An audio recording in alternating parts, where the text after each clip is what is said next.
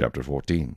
Now it happened one day that Jonathan the son of Saul said to the young man who bore his armor, "Come, let us go over to the Philistines' garrison that is on the other side." But he did not tell his father.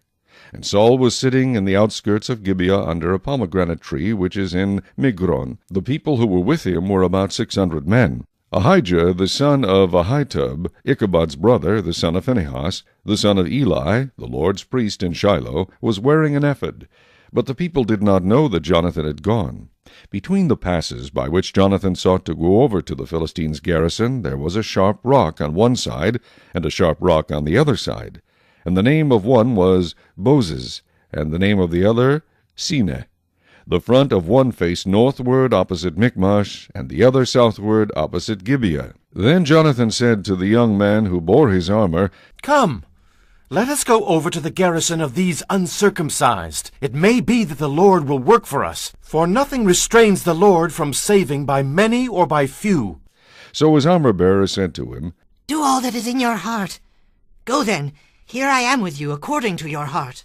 Then Jonathan said, "Very well. Let us cross over to these men, and we will show ourselves to them. If they say thus to us, 'Wait until we come to you,' then we will stand still in our place and not go up to them. But if they say thus, 'Come up to us,' then we will go up, for the Lord has delivered them into our hand, and this will be a sign to us." So both of them showed themselves to the garrison of the Philistines. And the Philistines said, "Look, the Hebrews are coming out of the holes where they have hidden." Then the men of the garrison called to Jonathan and his armor-bearer and said, "Come up to us, and we will show you something." Jonathan said to his armor-bearer, "Come up after me, for the Lord has delivered them into the hand of Israel." And Jonathan climbed up on his hands and knees with his armor-bearer after him, and they fell before Jonathan. And as he came after him, his armor-bearer killed them. That first slaughter which Jonathan and his armor-bearer made was about 20 men within about half an acre of land. And there was trembling in the camp, in the field, and among all the people. The garrison and the raiders also trembled, and the earth quaked, so that it was a very great trembling. Now the watchmen of Saul and Gibeah of Benjamin looked, and there was the multitude melting away, and they went here and there. Then Saul said to the people who were with him, "Now call the roll and see who has gone from us." And when they had called the roll, surprisingly Jonathan and his armor-bearer were not there. And Saul said to Ahijah, "Bring the ark of God here." For at that time the ark of God was with the children of Israel. Now it happened, while Saul talked to the priest, that the noise which was in the camp of the Philistines continued to increase. So Saul said to the priest, "Withdraw your hand." Then Saul and all the people who were with him assembled, and they went to the battle. And indeed every man's sword was against his neighbor, and there was very great confusion. Moreover, the Hebrews who were with the Philistines before that time, who went up with them into the camp from the surrounding country, they also joined the Israelites who were with Saul and Jonathan. Likewise all the men of Israel who had hidden in the mountains of Ephraim, when they heard that the Philistines fled, they also followed hard after them in the battle. So the Lord saved Israel that day, and the battle shifted to Bethaven. And the men of Israel were distressed that day, for Saul had placed the people under oath, saying, "Cursed is the man who eats any food until evening, before I have taken vengeance on my enemies." So none of the people tasted food. Now all the people of the land came to a forest, and there was honey on the ground. And when the people had come into the woods, there was the honey dripping. But no one put his hand to his mouth, for the people feared the oath. But Jonathan had not heard his father charge the people with the oath. Therefore he stretched out the end of the rod that was in his hand, and dipped it in a honeycomb, and put his hand to his mouth, and his countenance brightened. Then one of the people said, "Your father strictly charged the people with an oath, saying, 'Cursed is the man who eats food this day.'" And the people were faint. But Jonathan said, "My father has troubled the land. Look now, how my countenance has brightened, because I tasted a little of this honey. How much better if the people had eaten freely today of the spoil of their enemies which they found. For now would there not have been a much greater slaughter among the Philistines?" Now they had driven back the Philistines that day from Michmash to Aijalon. So the people were very faint.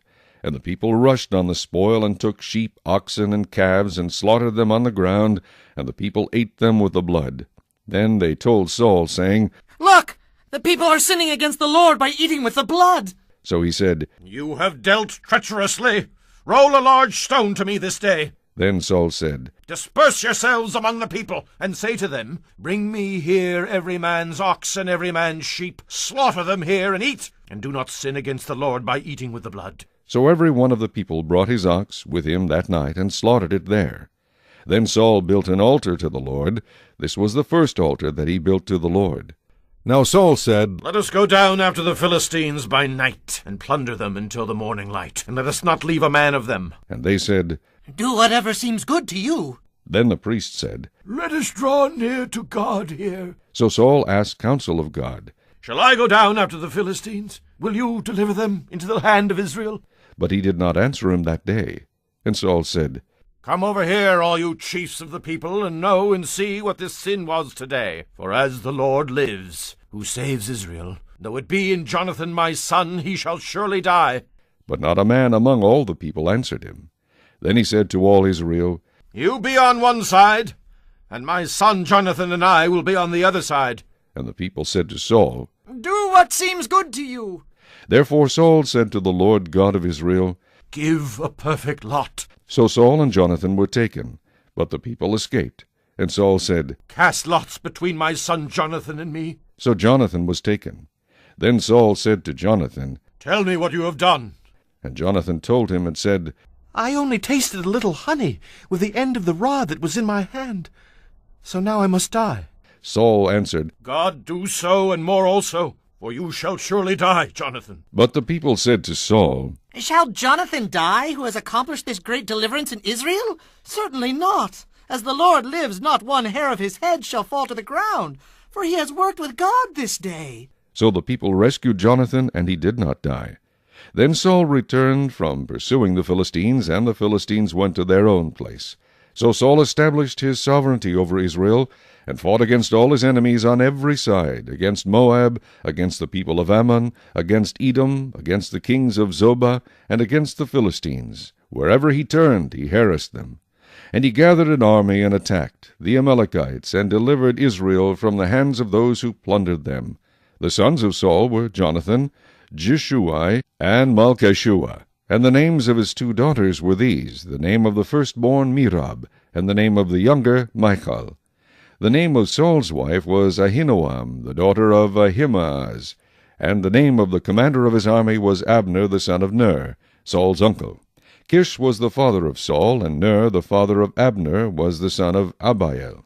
Now there was fierce war with the Philistines all the days of Saul, and when Saul saw any strong man or any valiant man, he took him for himself.